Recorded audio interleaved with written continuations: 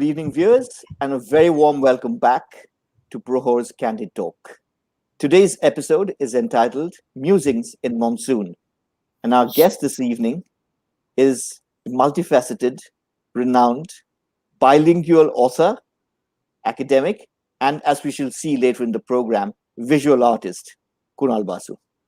Kunal da, a very warm welcome to the show. Oh, thank you. Thank you.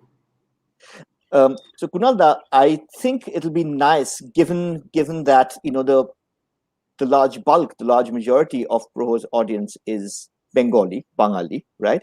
It might be a good point to start with because you have a certain assertion to make about the Bengali community, and that is intrinsically linked to your bilingualism. You assert that Bangalis are the only or one of the very remaining few truly bilingual communities in the world. Why do you make that assertion? Namaskar. I spent 13 years of my life in Canada, in French Canada, Quebec, in the city of Montreal. And the Quebecers are very proud people. They say, well, we are the most bilingual tribe on earth because we are fluent in English and French. And I would always say, no. Being bilingual doesn't mean being able to read, write, and speak flawlessly in two languages. It means something more than that. What it means is having two literary streams flow within you so that you can jump from one stream to the other without having to seek anyone's permission. And the Bengali society that I grew up in, my vintage, the educated Bengali had two streams flowing within her or him. And they could jump from one to the other without having to seek anybody's permission.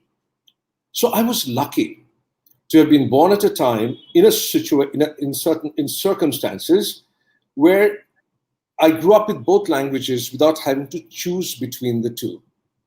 And I was additionally lucky because my mother was a very well-known author in Bangla, and my father was an independent publisher.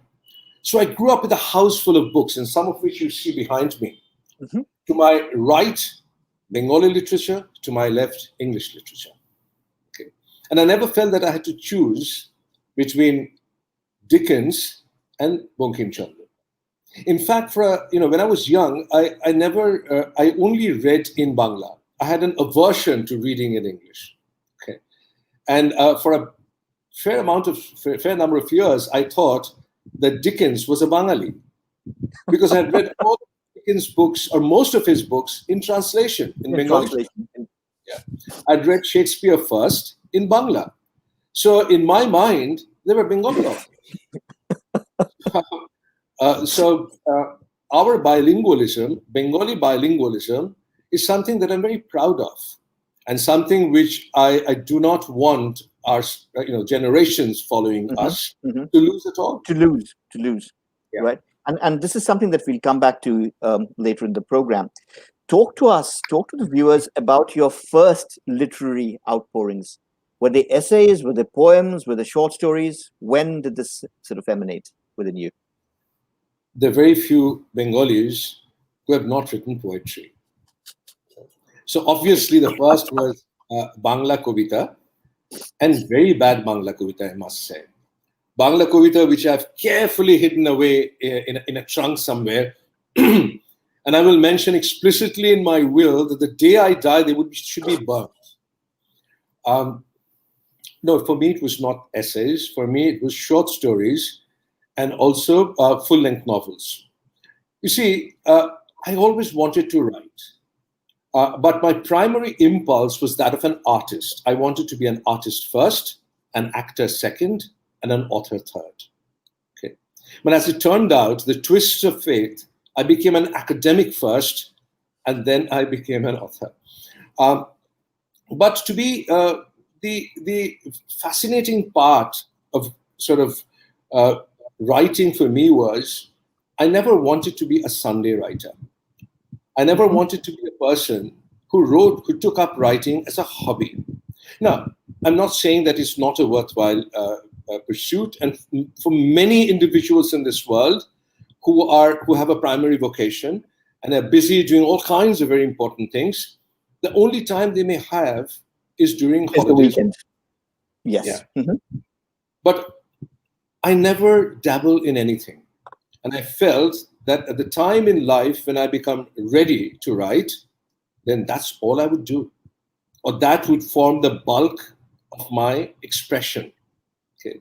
So my first real serious venture into writing was with my first novel, The Opium Clerk, which took me about 3 years to research and write. It's a historical novel which is set in the 19th century. It straddles the journey of opium from India through Malaya to China. Okay. And I read about the economics of research, the economics of the opium trade, the physiology of the consumption of opium.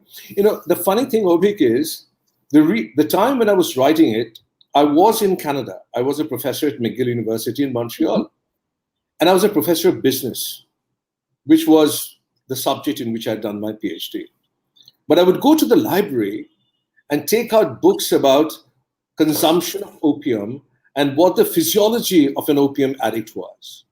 Okay. And the librarian would give me a very strange look. Okay. Looking at my card. Why is a business professor looking at the impact Looking at, yep, on these the kind of. Yeah. Okay. But that is Kunal, the we'll novel. go back. Yeah, so Kunal, we'll go back very quickly because you talked about, you dismissed them off as juvenilia, but you talked about short stories and you talked about poems. You said Bangla Kobita, but were the short stories also in Bangla or were they in English? Or did you They write were, bilingually? they were in Bangla. And in our time, there were there was a splurge. There was of little magazines that were published out of not simply Kolkata, but many different parts of Bengal. And I was a part of the little magazine group in the sense we published little magazines. Usually they folded after 2 or 3 issues, but the excitement never ended. Okay, and my first my first acts of publishing were short stories and very bad poetry in little magazines, all in Bangla. And looking at the short stories today, would you say that they have within them, the spark of creativity or a certain sense of maturity in terms of tonality or in terms of the way that you viewed situations and things or you described them? My short stories, do you mean? Yes. Yeah. Well, I was influenced. It's hard not to be influenced if you love literature when you're growing up. So the author, I was influenced by many authors, many Bangla authors. And one of them who had a profound influence on me was Shomarish Bush. Okay. He was a family friend. He used to come to our home, and my parents and Shomarish Bush would engage in great conversation about books. Okay. And I was a precocious child, and I would eavesdrop on those conversations.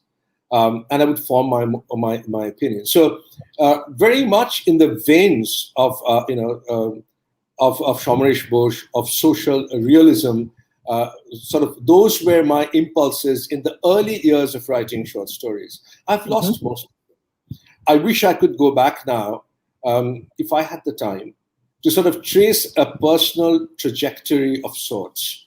But I won't be able to do that because I've lost all those little magazines. But maybe they would have copies of them somewhere in the archives or maybe in the National Library. So that's a project worthwhile.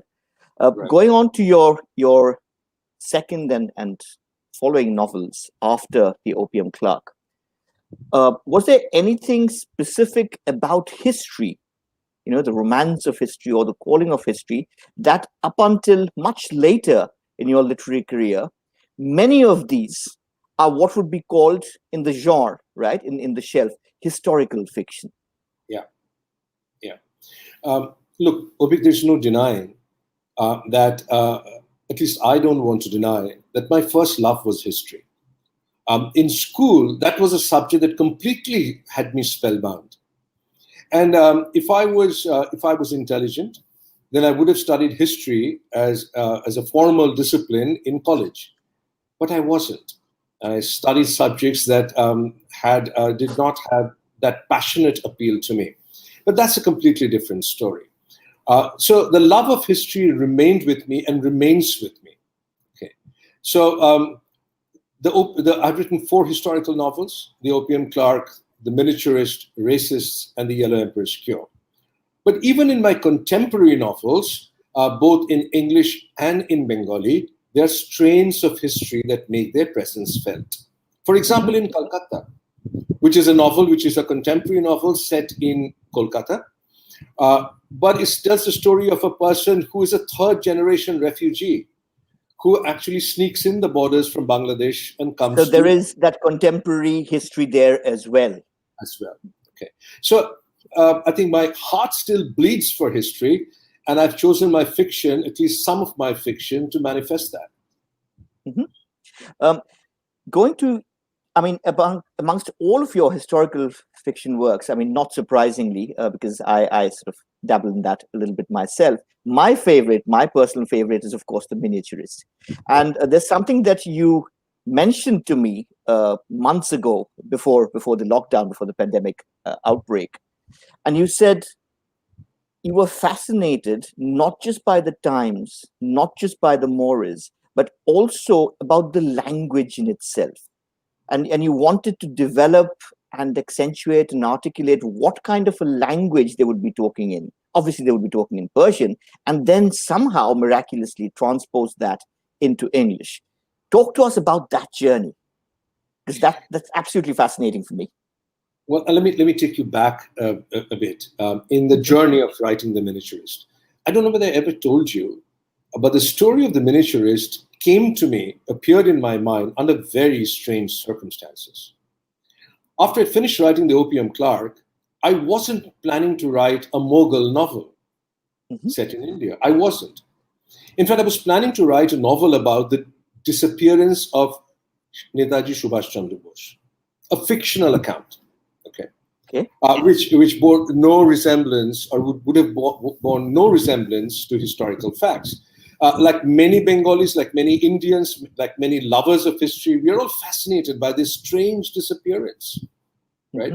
Indeed. And I'd collected books, I was doing secondary research, I was going to libraries, reading up on Subhash Babu, and I wanted to write that novel. Now, on the 31st of December, 1999, the last day of the previous millennium, I was in London, partying with my wife, Shushmita, and our daughter. Okay, and we were walking around like so many other tourists, the city of London. We had traveled from Oxford to London, in Trafalgar Square, Piccadilly Circus, Regent Street, and everybody was in fabulous mood.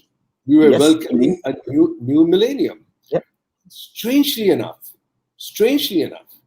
while the world was waiting to usher in a new millennium, you were going back into the past. Mine was going back to vast plains of Central Asia, to minarets, to forts, to the Mughals, and to those who came before the Mughals. Okay, and I was thinking, what is the story? Why am I thinking of the story? And the story of The Miniaturist was forming inside my mind.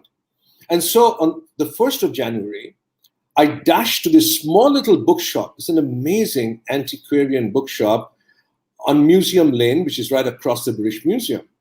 And there was this lovely gentleman who was also a historian at heart. And he only had to go in and say, I'm looking for books about this period or about this event. And he would say, I think I have something for you.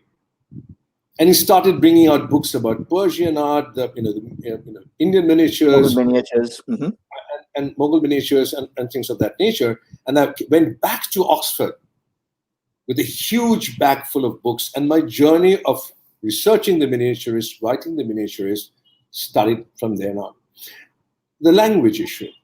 So a friend of mine who's a historian, Ram Chandra Guha, when I was writing this book, I was visiting Bangalore for some work, and we started talking about my next writing project. And he said, Kunal, how will you write dialogue for the Mughals? Yes. Because the language of the court language of the Mughals was Persian. Their family language was Chuktai Turk. And so how would you bridge the gap of these languages and English that you're writing in? And my response to Ram at that point, which continues to be my response with respect to The Miniaturist and other books that I've written, is I write essential dialogue. And what do I mean by that? When a father scolds his son, saying, Mm-hmm. "You're not studying. You're up in the roof, you're flying kites all day, your exams are coming up. Are you mad? You will fail." Mm-hmm. Mm-hmm. That's how today a father would scold his son in any country of the world, in any language, and also in the past, as well as in the past. Okay. So the essential language of humankind, when we talk to each other, has perhaps remained the same, although linguistic variations, for obvious reasons, cultural variations have taken place. So I wrote The Miniaturist in the essential language of the characters. But Right. what I did want to do, which is a lofty ambition for a writer, is I wanted the subterranean language which hides underneath the pages of the Miniaturist, of the novel Mm-hmm. Miniaturist, Mm-hmm. like Turk and Persian. So in your ears, probably you would hear Persian while you would be reading English, which is what I tried in The Japanese Wife as well. It's a novel, it's a short story which is set in the Sundarbans, where the local dialect of Bangla is Dokhno. So although the story is written in English, you would be reading the story in English. Hopefully, you would hear Dokhno in your ears. Would you like to give us a little sample of that? Because this is something that we've promised our viewers earlier as well, is that we will have a few excerpts read out by you. So you can read from The Miniaturist, or you can read from The Japanese Wife. Particularly I know the ending of The Japanese Wife is absolutely heartrending. If you want to read that, anything that you would like. Oh, let me read a little bit from The Miniaturist, because we started with Yes. The Miniaturist. If you will bear with me to find the page number. Okay. So the protagonist in The Miniaturist, as you know, is a young boy called Behzad. Mm-hmm. Okay, he's a child prodigy. He was born in the court of Akbar, and his father is the famous Persian miniature artist who has come from Persia and brought to Mughal Hindustan by Akbar's father. Okay, and Behzad, as a hugely talented young person, is also rebellious. So the part that I'm going to read to you is the time when Behzad rebels against his teacher. Okay. At 14, Behzad refused to go for his lessons. It had started a few months earlier with a few arguments. First, he had refused to draw the shamsa, the ornamental sunburst that was a frontispiece to all important manuscripts. Mir Said Ali, normally severe, had ignored his defiance. Mir Said Ali is the teacher. Mm-hmm. The word was spreading of a child wonder. Wealthy patrons of Agra were keen to have their portraits drawn by his young fingers. A touch of youth to soften the blows of time. The courtier servants would stop Mir Said Ali frequently on his way to the Kitab Khana, whisper their requests into his good ear. The boy had an exceptional hand. It was time now to share its fruits. The emperor's physician, the royal Hakim, was his first commission. Draw him, Mir Said Ali said. Then he left the room. Behzad looked in silence, gazing straight into the Hakim's eyes as if he were the physician and the subject the patient. The royal Hakim frowned. When Mir Said Ali returned, he found a portrait in black and white. Wrinkled fingers, worn knuckles, veins rising up the neck like a pair of snakes, cross-legged and cross-eyed. The elderly artist had made excuses, showed the royal Hakim out of the room, inviting him to return soon for another sitting. Then he turned to Behzad. Holding out a brush in one hand, the other raised to strike, he ordered his pupil to begin again. But you asked me to draw his likeness. Not of him, of his true self. The blow struck Behzad's face. Who do you think you are? A clerk? A convict under oath speaking the truth and nothing but the truth? Then the boy refused to illustrate the memoirs of the emperor's grandfather, Babur, the first great Mughal himself. Who are you to refuse? If the great Kamaluddin Behzad, your namesake, could illustrate the warrior Timur's life, why should you refuse to do Babur's? Why should an artist only draw Razam o Bazam? Razam o Bazam? The words seemed too big for his sweet face. War and love, love, war, love, war, love, war. For once, Mir Said Ali looked at him kindly. The artist was awakening. It was time perhaps for the child to become a man. He laid his hand on Behzad's shoulder. Neither war nor love. You haven't understood, Behzad. With a great effort, he reached inside an old box, recovered 3 miniatures from it, and laid them out in front of Behzad, dusting the first lightly with a brush. The most magnificent painting in all of Persia. It was the night of the chosen one. Mounted on the mythical horse Burak and preceded by the archangel Gabriel, the prophet from whose head streamed a fiery radiance emerged from the clouds into the profound blue of the nights, strewn with stars. The black sky became a garden.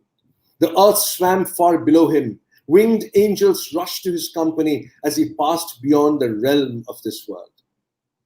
The two sat silently. Then turning to the second, the death of Majnun in Laila's grave, Mir Said Ali started to recite Nizami's poems. Behzad saw the child lovers, one dead, the other dying. The throbbing passion muted, then returning with an ever-deepening note. Eyes like black narcissi shedding tears upon a rose. A dazzling gold from the glare of the desert under a sky of pure lapis into which drifted curling wisps of white cloud, the likes of which the eye of time never beheld, quoted Mir Said Ali. In the last painting, a bare-headed dervish knelt, a woolen souf thrown over his shoulders, a stark chamber matching his somber face, fingers counting beads, eyes penetrating. Not war, but triumph. Surrender, not love, and prayer. Mir Said Ali continued as if in a trance. He was the first artist to reveal the power of light, adorned an album with leaves of the universe, without color or brush, set life to radiant faces. It is he, Behzad, who has sprinkled the sky with silver specks, bordered the lusty sun within a red horizon. Behzad listened. You must see what he sees. Not the view of the mortal, but a glorious world washed clean in magical light and dazzling with color. You must copy in miniature the world he has drawn, one where everything is carefully chosen, the profusion of nature simplified, men and women incomparably beautiful, everything as precious and perfect as he willed them to be. Mir Said Ali sighed. His hard face softened. Remember, Behzad, the artist is closest of all to the creator. Wonderful, wonderful, brilliant, brilliant. Kunal, what comes across over and above just the beauty of the language is also the tremendous amount of research that you've done. And this is something that is evinced right across all your works. So tell us a little bit about the process of research per se, how you go about doing the research, how you collect the material, how you sift through that, and how you sort of weave that into the narrative. You see, for me, the starting point is always the story. I'm not a historian by profession. I'm not a sociologist. I'm not an anthropologist. I never start by saying, never start a book by saying, I'm now going to write a novel about this or about that. Okay. The story must appear in my mind. And the most difficult question for me to answer, and I don't have a good answer for it, is why do certain stories appear to my mind? Like I don't have a good answer why the story of the Miniaturist appeared in my mind. But once a story appears, and this is when I move into the world of process, and keeps me awake at night, doesn't let go of me, then I know that this is the novel I would have to write. then I think about what are the aspects of this novel that I need to educate myself about so that I can really bring it to light. Okay. So I can really make it sing for the reader. And then I identify domains in which I would have to do my readings. Okay. If it's a historical novel, it would be library work. If it's a contemporary novel like Kolkata, like like Sarojini's Mother, like some of my Bengali novels, it could mean going and interviewing people or going to particular locations and observing people and individuals in that location. Okay. The advantage of being an academic, in my other life, I'm an academic, as you're aware, is that I know when to begin research and when to stop research. Okay. It's very important if one is a fiction writer to stop one's research and let one's imagination take hold. We take the example of the Opium Clerk. I mean, there's literally no way I could have finished reading everything that has been written about the opium trade and its impact on society, on life, on human beings, the legalities or the illegalities of the trade. It would have taken me years to do that. But what would have resulted if I'd read all of it? What would have resulted is a dry piece of academic treatise. I wanted to write a novel. So I read just enough to fertilize my imagination. Okay. And sometimes I would read material which won't even find their way into the novel, or will have a mention of a line. I'll give you an example. In The Opium Clerk, there's a character called Mr. Kawasji, a rich Parsi gentleman who works for the British. It's a 19th century novel.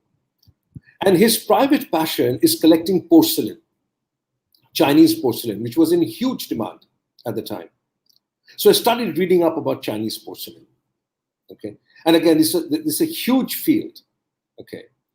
I eventually ended up writing just two sentences in that novel about Mr. Kawasji's passion for Chinese porcelain. Okay. So not all of the research actually make their way into a novel. And it's important for me to say, this is what I don't know. This is what I need to educate myself about so that I can craft and weave my mind around it, my imagination around it. Indeed. And you talked about, you mentioned something which I had guessed anyway, and that is, although you say you're not a professional historian or an anthropologist or a sociologist, but the very discipline of research, of background research for your work, comes from the vocation of being an academic. And this is surprising, and many of the readers know and some don't, so this is worth mentioning again, that as a professor of business management, you've had a very long and very illustrious tenure, first at McGill's and then at the Said Business School of Oxford. And yet, having done this and having published over 100 peer-reviewed formal academic papers on the subject, you're extremely loath to talk about it. What's the mystery here? I am loath talking about it. There are very few people in this world who are fortunate to have their passion and their vocation to have them coincident. Okay. In other words, their job, which provides them with a livelihood, is what they're truly passionate about. That they go to sleep thinking about it, they wake up in the morning thinking about it. Okay. They're truly fortunate. Unfortunately, I'm not one of them. Okay. I was raised in a cultural household. My love, as I mentioned to you, was art, painting, that is, acting. And I've acted as a child actor in a couple of Mrinal Sen's films, and I've acted on stage. And I wanted to write. But I ended up studying subjects in which I was proficient, but my heart didn't engage with them. But Avik, I come from a time in Indian society where middle-class boys like myself had to have a livelihood, and which meant that they had to become an engineer or a doctor. Okay, so I became an engineer, but engineering was very far from my arc of passion, very, very far.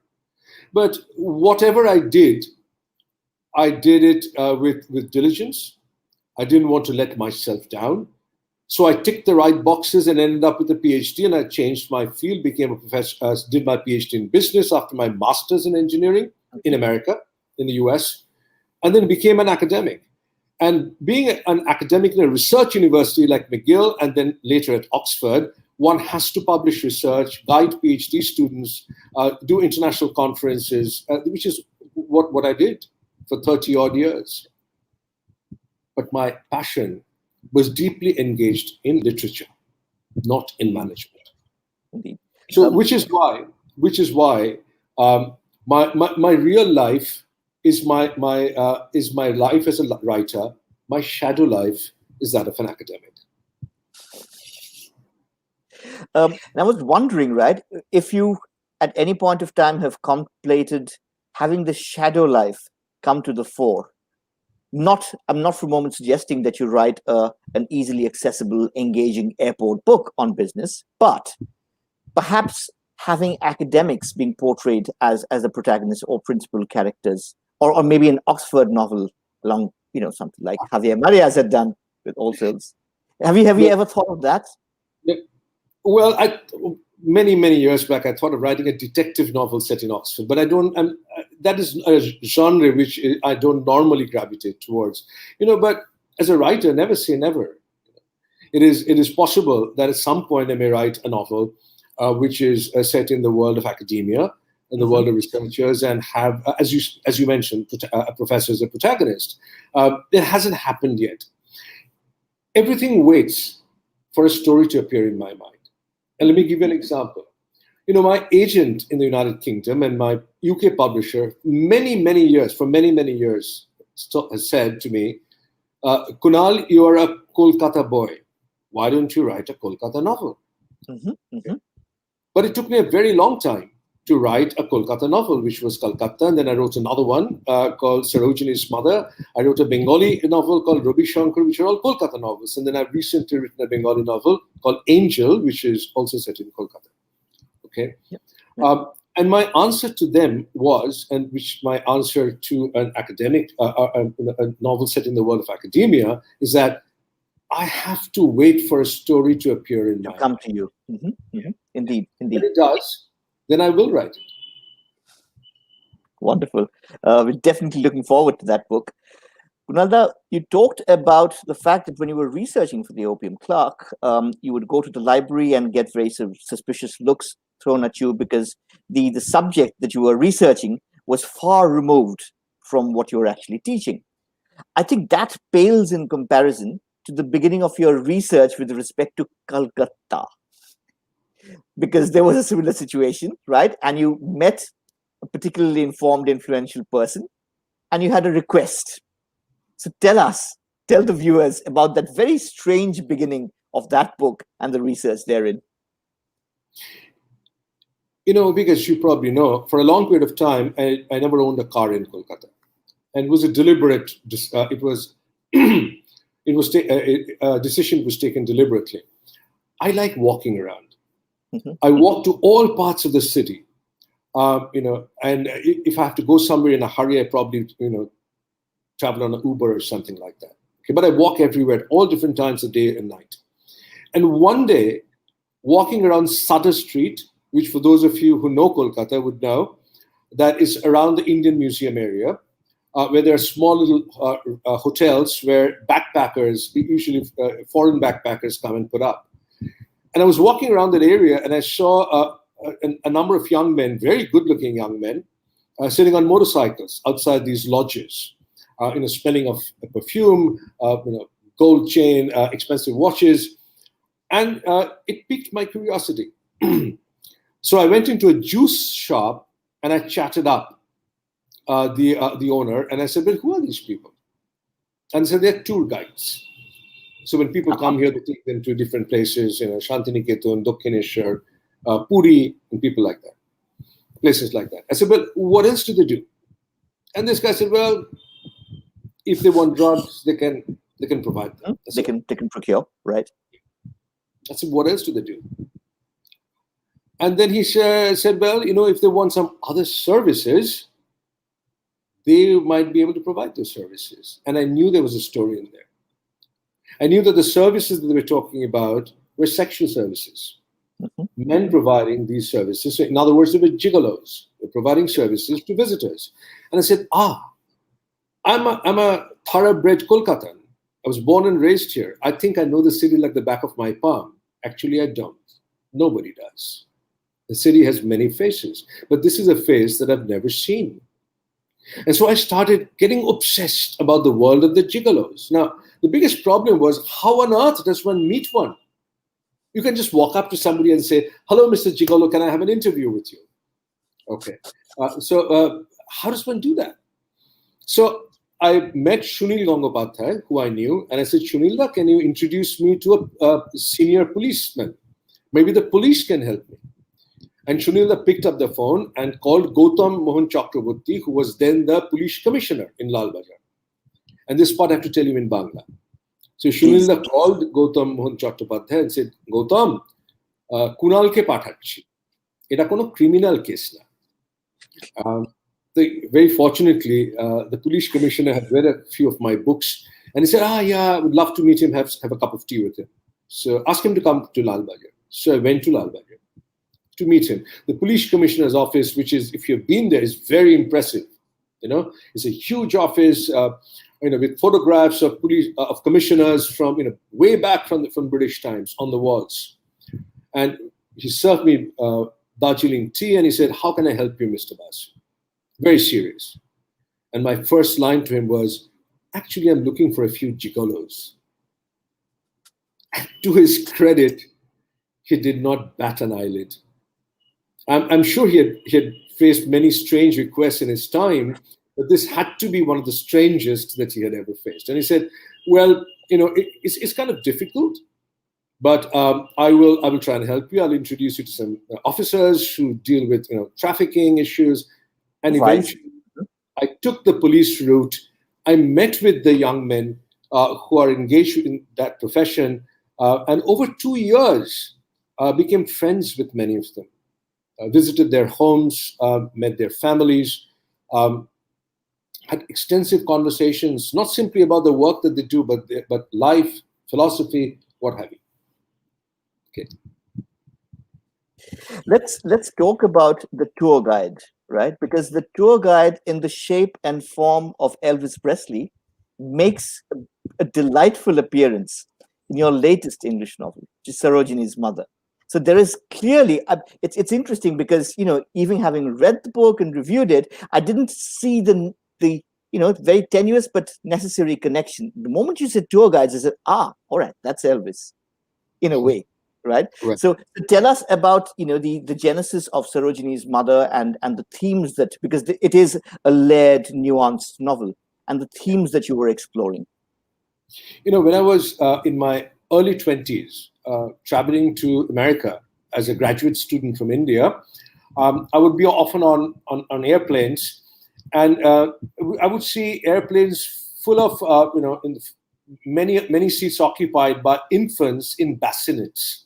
Okay, so 20 infants traveling from Kolkata through London to New York or Chicago, Washington D.C. With a nurse. And they would cry throughout the journey, keep everybody awake. So I would go up and sometimes chat with the nurse and say, well, where are these kids going? Who are they? I mean, why are there so many kids traveling together? And then she would say, they are adoptees. So they are orphans. They've been adopted by couples from Europe or America. And I'm taking them over and handing them over to their legal parents. And that thought struck in my mind. Oh my God, I mean, many of them would probably 20 years later, even 30 years later, probably travel back and come to Kolkata, to the city that they were born, maybe looking for their parents. Now, maybe this is a story we know, right? I mean, every now and then you would see in newspapers that somebody's come from Holland or from America, from Australia. There was an Oscar-nominated film called Lion a few years back, where a young guy comes from Australia to look for his mum. And usually these stories have two endings, two very different endings. Research tells me that only about 5% of those who come to look for their birth mothers actually find them. Usually in a slum somewhere, they discover their birth mother, and there's a grand reunion. Okay, the typical Hollywood ending. About 95% of those who come looking for their birth mothers never find them because of lack of records. Okay? In India, there's huge lack of records. Okay? And they search and search and search, and then they go back and they feel, they go back dejected. Now, both of these stories were uninteresting for me to write because they do not speak to the issue of perhaps the most fundamental relationship all of us have or have had in life, which is with our mothers. Okay. So I thought, well, maybe I can think of a story where a young woman comes from England, in this instance, Sarojini, Saz, comes to Kolkata to look for her birth mother. And guess what she finds? She finds two mothers, not one. Okay. In other words, there are arguably evidences that point towards one person who's a housemaid, who could be her mother, who had given her child up after a riot and all of that. It could equally be that she's the daughter of a socialite, okay, a high society socialite, who had to give up her child because it was born out of wedlock. Okay. And both these mothers are contenders. And in her mind, she's torn and has to address the question, what motherhood means to her. Is it biological? Is it psychological? And how would she ever know in her own mind who is the mother? Okay. So this is what the novel is about. And I thought that, well, Sarojini can't simply go by herself into all of this, and she needs somebody. She needs somebody local, right? Mm-hmm. And the local chap is Elvis Presley. Okay. Why Elvis Presley? Because, as you probably know, Kolkata for a long period of time, not anymore these days, but for a long period of time, was the sort of the center for Western popular music in this country. Okay, so rock, jazz, and blues. You had Pan Crane. You had many other stellar musicians in all these bars and restaurants on Park Street. Okay, and you would find people who are Bengalis, middle-class Bengalis, whose lives are very much like lives of anybody else, but in their minds, they're Bob Dylan, or they're John Lennon, or they're Elvis Presley. Okay, and in my story, this guy, Chiru Sen, is in love with Elvis. He has all of Elvis's long-playing albums. He dresses like Elvis. Okay, he's the only Elvis lookalike in Calcutta. Okay, and in his spare time, he's also a guide to all these foreigners who come, and he helps them, sort of in travels and in sorting their lives here. Okay, so Elvis, Chiru Sen, aka Elvis, becomes Sarojini's guide and eventually her friend, and then finally her lover. Beautiful. We're not going to talk too much about it, because for those of our viewers who haven't read the book, we definitely want them to pick up a copy. We'll go on instead, Kunalda, to the Bengali work, because as a truly bilingual writer yourself, tell us about the fact that for a long time you had written a number of very well received, critically acclaimed, and best-selling English novels before you started your first Bangla novel to be published. Why was that the case? And having started that, there was absolutely no stopping you. Again, going back to that Montreal argument, I would always wave the flag and say that the Bengalis are the most in a literary sense, the bilingual tribe on earth. Okay, but then I sort of questioned myself. I said, well, you're saying all these things, Kunal. Are you doing it yourself? Yeah, you haven't written a novel in Bangla. In fact, the last Bengali to have written a full-length novel in English and several great full-length novels in Bangla was Bankim Chandra Chattopadhyay in the 19th century. Think about it. No major writer in the 20th century had a Bengali novelist had written in both languages. And so what on earth are you doing? As it so happened, at that juncture, a story suggested itself, the story of Robi Shankar. Okay. And it has connections to my college years. You see, I grew up in the tumultuous 70s. And the 70s was a decade of rebellion, of revolt, of the Naxalbari movement, of brutality, of assassinations, of dreams and failed dreams. And lots of novels have been written about that period. But I thought of a specific story, which is set not in the 70s, but today. Okay.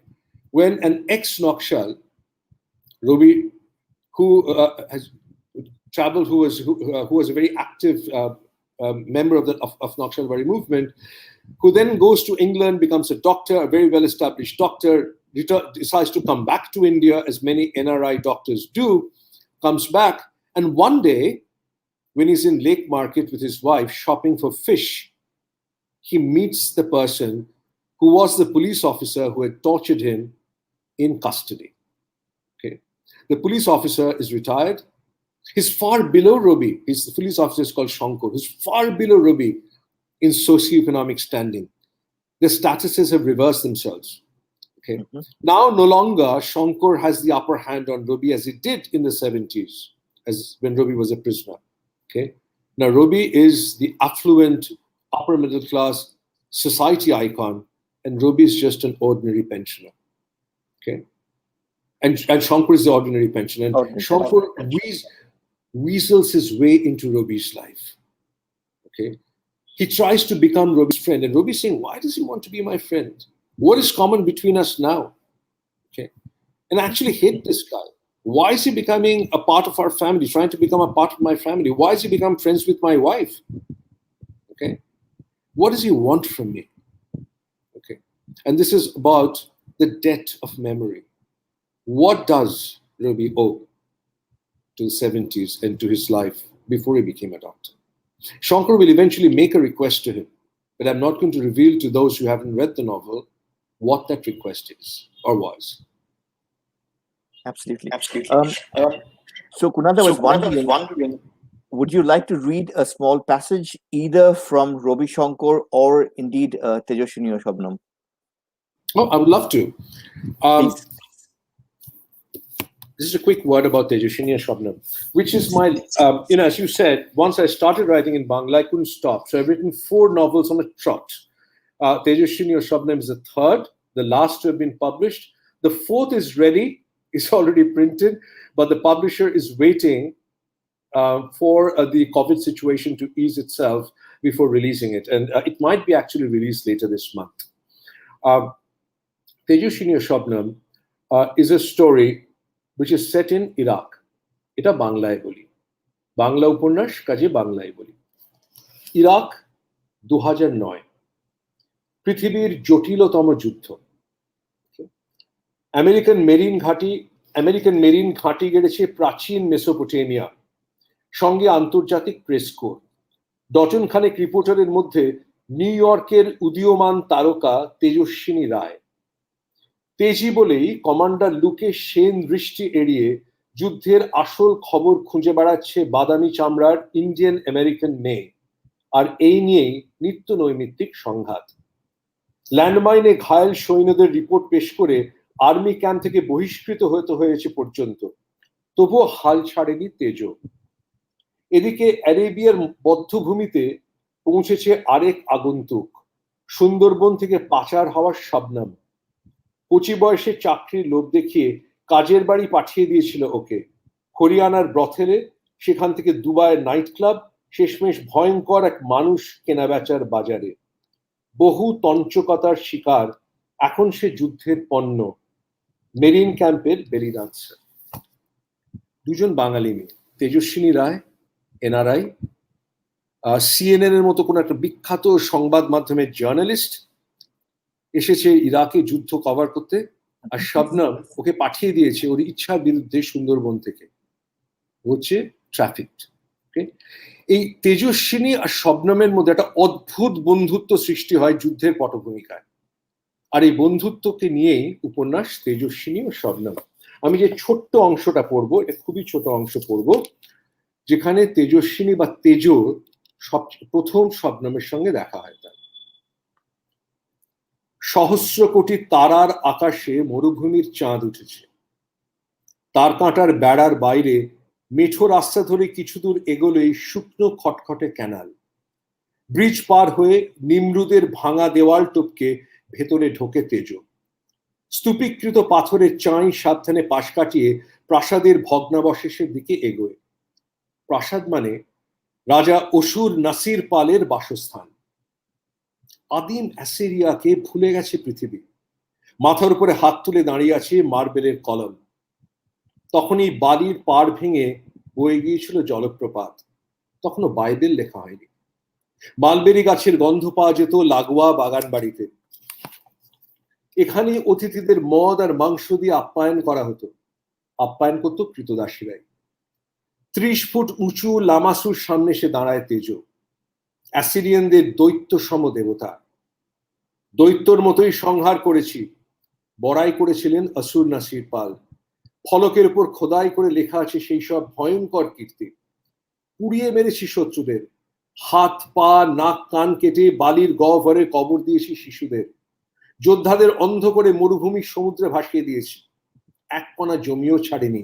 নিনেবার খেতে শবদেহের ফসল ফলিয়ে তবেই অর্ঘ্য দিয়েছি মহান লামাসুকে। প্রাসাদে নিজে রাজার সমাধি, ঝরোখার আড়ালে রানীমহল। হোঁচট খেয়ে নিজেকে সামলে নেয় তেজো। জ্যোৎস্নায় উদ্ভাসিত নিমরুদ। এই ধ্বংসস্তূপেই লুক্কায়িত আছে হাতির দাঁতের সিংহাসন, তামার মূর্তি, সোনার মোহর। প্রাসাদের কার্নিশে এক মহিমান্বিত আকৃতি। ইনি কি নিমরুদের সম্রাজ্ঞী? মাথার ওড়না হাওয়ায় কাঁপছে, বুকের উপরে ভাঁজ করা হাত। প্রতিকৃতি বলে ভুল হওয়া অসম্ভব। মৃত শহরের ভেতর কি যেন শুনতে পাচ্ছে তেজো। ওরই মতো আরেক জীবন্ত মানবীর শ্বাস প্রশ্বাস। ওরই মতো বিপদের ঝুঁকি নিয়ে ঘর ছেড়ে বেরিয়েছে এমনই কেউ। দৈত্য রাজার ইরাকে তবে কি এখনো একাকী বিচরণ করে নারী? প্যাঁচার ডাকে সম্বিত ফেরে তেজোর। চেঁচিয়ে ওঠে সেই প্রতিকৃতির উদ্দেশ্যে, কে তুমি? প্রতিধ্বনিত হয় সেই ডাক। মানবী জীবন্ত হয়ে ওঠে। কে তুমি? প্রাসাদের চূড়া থেকে মুখ ফেরায় নর্তকী। Shabnam. Wow, wow, Darun.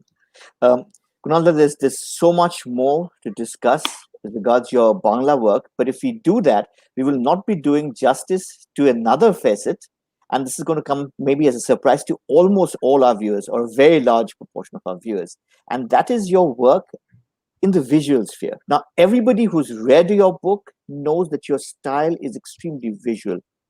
And you've said this in countless number of interviews that you start not just from the germ of a story, but there has to be a visual, a kernel that flowers out into the narrative. What I would also like to talk about is your collaborative work in terms of the covers of the books that you create. So starting with Kolkata, which won multiple awards, and yeah, thanks. So tell us about the cover and the process of your collaboration with Pinaki De on this. I'm an exasperating author to publishers. And one of the reasons why publishers exasperated is that I really see a book as an artifact. Okay. And obviously a book is meant for reading, but you would hold a book in your hand, you would place it on a desk, you would put it up on the shelf, it will pass from hand to hand. Okay. And given my excitement about art, throughout my life, from the very early days that I can remember, I've been fascinated by art. I was an artist at one point in my life.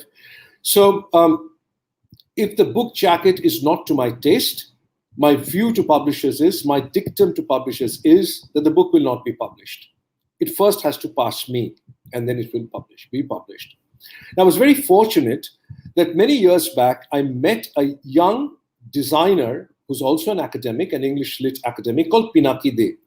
Now, Pinaki is an amazing character, and I could spend hours simply talking about Pinaki. Okay.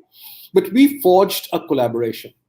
Because he was an English lit prof, unlike most designers, he would read the manuscript of my novel cover to cover. He would read the novel closely as an academic, as a lover of literature. And then we would have hours of conversation. Me in Oxford, Pinaki in Chandanagar. Okay? Different time zones. And Pinaki doesn't sleep. Okay? So we would keep talking and talking and talking about what needs to come out in this jacket, in this book cover. I don't usually like descriptive jackets. So when it came to, for example, Kolkata, I said the last thing I want on the jacket is the Victoria Memorial or the Howrah Bridge. Okay? What needs to happen on the jacket is the metaphor of this novel. And the metaphor for me, and I'm very glad that Pinaki saw it the same way, was that of a street dog. Okay? A street dog who's part dog, part human. Because this is a novel about the subaltern. It's a novel about individuals in society that we have neglected, that we have pushed into the margin. Okay, we are as afraid of them as they are afraid of us. Okay, it's like a street dog. When you're walking down the street at night and you see a pack of dogs, you're afraid. You think that the dogs might bite you. Mm-hmm. The dogs are equally afraid. They think you may pick up a piece of rock and can hurt them. Okay, so that antagonism, that mutual distrust, forms the core of the key relationships in this novel, Kolkata. And so after many tries, after many versions, we finally, Pinaki came up with this jacket. And for me, that was hitting the jackpot. Okay, so this has been a process that I've gone through with Pinaki with respect to the jackets of all my Indian editions. With my foreign editions, I've had various different jacket designers, and I would equally engage in some collaborative work with them. Yeah. Right. Coming to Sarojini's mother, and we know that this particular jacket was also designed by Pinaki. Of course, in terms of the palette, in terms of the realism in the face that's shining through, etc., it's quite different from Kolkata, of course. But there's that same sense of disquiet pervading both these covers. And if you look at this, right, it does not let you be. This is not just restlessness, but this tremendous disquiet. And was that deliberate? And why did you want this kind of an evocation on the cover? I mean, it's also what Pinaki wanted. So we both of us wanted this. And there is a sense of disquiet in almost everything that I've written. Okay. These are novels I've written because I've been moved by the story, aspects of the story, aspects of the world that the stories have been set. The whole notion of search within is very much prevalent in Sarojini's mother. We need to search within ourselves to recognize, to appreciate, to discover our mothers. Okay. The mother doesn't exist simply outside. The mother exists within our consciousness, within the way we formulate the whole notion of motherhood. So for many of us, it is not simply a relationship which is a very straightforward relationship. A child offers love, unconditional love to a mother, to his or her mother. The mother offers unconditional love back. Okay, that would make the relationship a very boring relationship. But most of us who've had mothers and who have mothers know that relationship is far from being unidimensional, far from being simple. It's actually a very complex relationship. And oftentimes there are elements of tension that we experience, and I'm sure our mothers experience too, with respect to us. Okay, there is disquiet in the way that relationship evolves over time. Okay, and therefore the disquiet in the novel, the twilight zone of the novel is reflected in the cover. Then, right? Yeah, indeed. Talking about the Japanese wife, just remind me, Kunal, that was this Pinaki as well? In terms of the arrangement of the visual here. Yes, this was the first jacket. This is how I met Pinaki. So, in the Indian publisher HarperCollins had wanted to commission a jacket, obviously, and the commissioning editor introduced me to Pinaki. This was the first jacket that he did for me for my Indian edition. And obviously, the still is taken from the film. This is the Japanese actress who played the role of Miyagi in Aparna Sen's film called The Japanese Wife. Speaking of which, we know that you are the author, right? So it's based on your book, on a short story or longish story in your book, the same name, Japanese Wife. But when actually the production was happening and the shooting was happening, that was also a collaboration. You went together with the team, you were there at location, and there were lots of conversations, even though Aparna Sen was the one who wrote the screenplay. So talk to us about that process of collaboration as well. Now, do you realize, Avik, I did not have a beard at that time?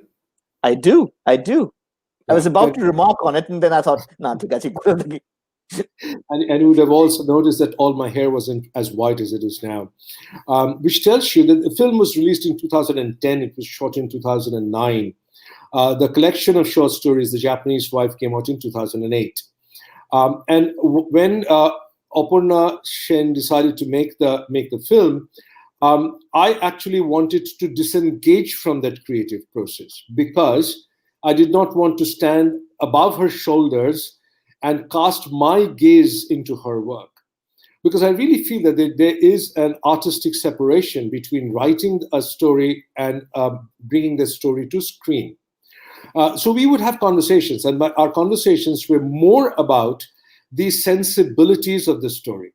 Okay, and I was very fortunate. I have to say, I was very fortunate that my sensibilities in writing The Japanese Wife were congruent with Aparna's assessment of the story and her the sensibilities that she saw emanating from it.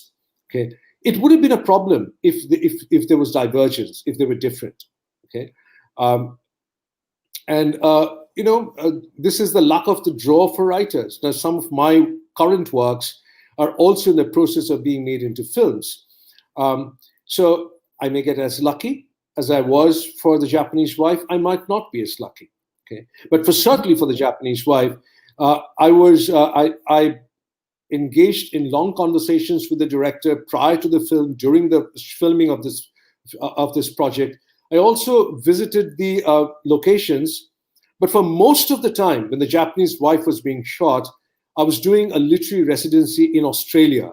So I wasn't physically present in Japan, and I wasn't present for most of the shoot in Kolkata. Indeed. That's very interesting to know, I think, for most of our viewers. And again, for our viewers and your readers, for the first time in Prohor on Candid Talk, we are going to feature Kunal Da's artwork. So some of this, photographs as well as paintings, as we shall see in the next few minutes, are actually going to be part of a solo exhibition coming up next year. Kunal Da, talk to us about your work as a visual artist. Actually, I'm very embarrassed to speak about it because, as I mentioned a bit earlier, I never dabble in anything. For me, it is either dead serious or it isn't there. Okay, and although I've wanted to be an artist, I had to come to a point in my mind when, and in terms of my journey as a creator. When I actually wanted to return to painting. Okay, so photography acted as an interlude. The visual that you have is part of a series called Mongolian Horsemen. Okay, I traveled to Mongolia some years back, actually a few decades back, and at that time there was no digital. I mean, I didn't work with digital camera. This was all shot on 35mm film, on mechanical cameras, Nikons, and black and white film. I would go horseback riding in Mongolia in the steppes, and I would take photographs. Okay, and I had a bank of these photographs, but I didn't really know what to do with them. And of course, writing intervened and completely hijacked my mind, completely captured my mind, took it away from photography. Okay, and several years later, I came back and put up a limited collection of my Mongolia series. Which was shown last year in Kolkata, but not the full series, a limited series. So photography was a way for me to come back to my visual art domain. Then about a year and a half back, I started painting again. But it is premature for me to show my painting. I've just put up one painting in my website. And since you have, Kunal Da, we should show it as well. The interesting thing here is not just the subject matter, and the same sense again of disquiet, maybe of foreboding, of a multi-nuanced, multi-layered kind of reality that seeps through many of your books, almost all of your books, and the book covers indeed. But it's also the medium that you've chosen for your artwork, gouache. Talk to us about that. Yeah. When I left visual arts or painting, I was painting in oil. My first solo exhibition was held when I was 13 years old, and then, of course, as I mentioned to you earlier, I went astray. But when I returned to painting, actually wanted to work with a medium which is oil-like, but not quite oil. Largely because your medium, I believe, my medium must complement my life.